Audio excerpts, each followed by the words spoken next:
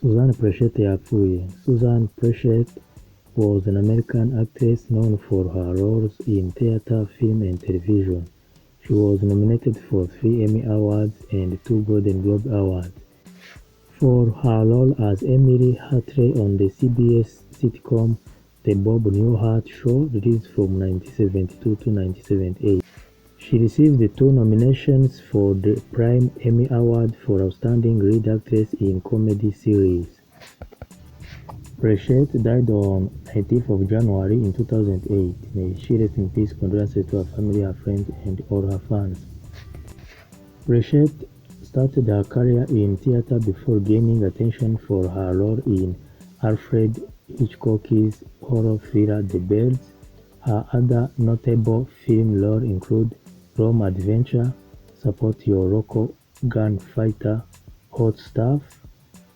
For her portrayal of Leona Helmsley in Leona Helmsley, The Queen of Mean, she received the nomination for Prime Emmy Award, Golden Globe Award for Supporting Actress in Miniseries or Movie.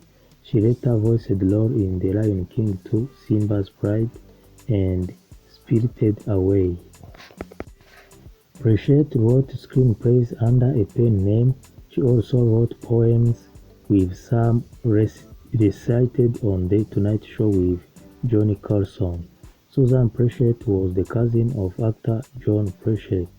Maddie Lou was her oldest friend.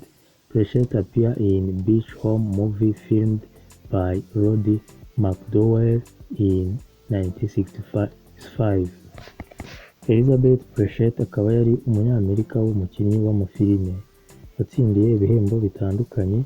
Akaba yaravutse tariki 31 z'ukwa mbere 1937, yitaba Imana tariki 19 z'ukwa mbere mu mwaka 2008.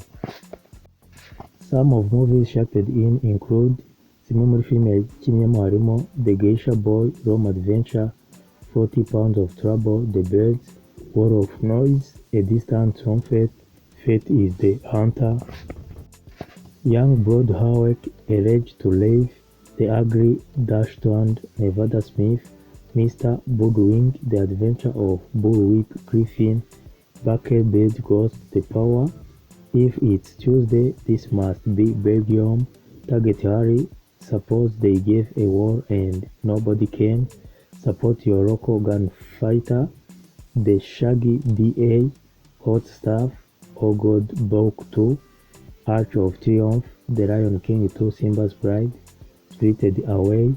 It was her last movie, released in 2001.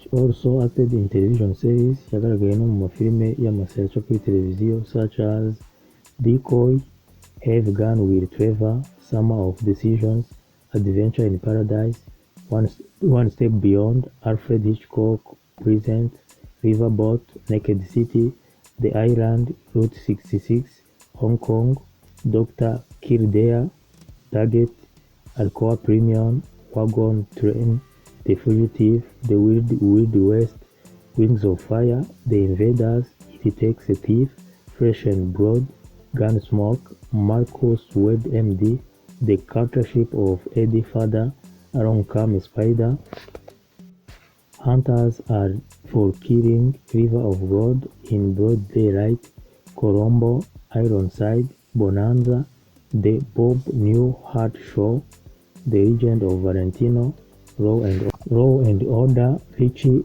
Brockerman, The Missing 24 Hours, Kate Bliss and The Ticker Tape Kid, Fresh and Broad, If Things Were Different, The Stars Maker, Help Wanted, Mayor, Fantasies, Dixie, One Cooks, The Other Doesn't, One Love or Money, Maggie Briggs, Kojak, Bridge to Cross, The Belarus Fire, A Stranger Wait, Alone in the Neo Jungle, Nightingale, New Heart, Leon Hemsley, Battling for Baby, A Twist of the Knife, The Boys Are Back, The Single Guy, Good Morning Miami, Will and Grace, 8 Simple Rules was her last television series, released in 2003. In theater, she played in The Compulsion, The Cold Wind and The Worm, Golden Fresh Sing, The Miracle Worker, and The Special Occasion, released in 1982, was her last theater appearance. In her career as an actress, she won the Rural Award in 1963. She was nominated for Annie Award, Golden Globe Award, and Prime Emmy Award. Suzanne yakinnye no mu mateyatere cyangwa amakinamico nka Compulsion, The Cold Wind and the Worm, Golden Blessing, The Miracle Worker ndetse na Special Occasion ariyo ya nyuma yakinnyemo muri 1982. Filime z'uruhererekane zo kuri televiziyo iyo yakinnye ya nyuma yitwa 8 Simple Rules yo muri 2003. Filime ya nyuma yo yakinnyemo muri filime zisanzwe ni yitwa Spirited Away yo muri 2001. Suzanne Pleshette died on 19th of January 2008 at the age of 70 from respiratory failure at her Los Angeles home. She had been battling lung cancer since 2006, diagnosis for which she underwent chemotherapy while she had reportedly being cancer-free. She later suffered from a pulmonary infection and pneumonia. May she rest in peace. Condolences to her family, her friends, and all her fans. Barakubwira ko Suzanne Pleshette yapfuye tariki 19 z'ukwa mbere muri 2008, akaba afite imyaka 70. Akaba mu mwaka wa 2006 yari yarasanzwemo kanseri yo mu muhogo, bityo atangira kwivuza baza no gutangaza ko yakize, ariko nyuma y'imyaka 2 nibwo yahise apfa.